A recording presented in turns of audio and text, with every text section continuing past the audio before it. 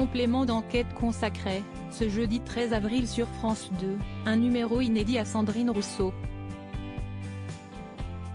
Pour comprendre d'où vient l'engagement féministe de la députée écologiste, nos confrères sont notamment allés à la rencontre de son père, Yves Rousseau, que l'élu de la NUP avait autorisé à les recevoir.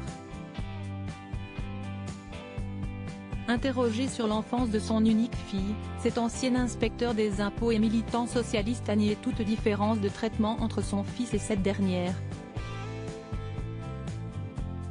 C'est possible mais je n'en ai jamais eu conscience. Elle va peut-être m'entendre dire quelque chose qui ne lui plaît pas mais non, on a tout fait pour que justement, cela ne soit pas le cas, a-t-il ainsi confié aux journalistes du magazine d'investigation. Peut-être qu'on n'a pas très bien fait, a-t-il tout de même confessé.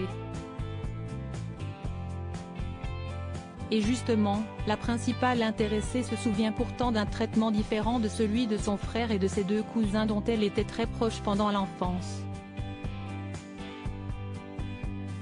Je subissais des injonctions qui étaient spécifiquement sur moi.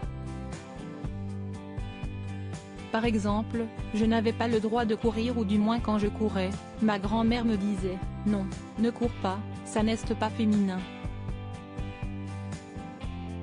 Je n'avais pas le droit de dire de gros mots alors que mon frère et mes cousins avaient le droit de le faire, etc. En fait, très vite, j'ai senti cette différence et je pense que je me suis construite autour du féminisme, a ainsi expliqué la quinquagénaire. Sandrine Rousseau, Éric Zemmour.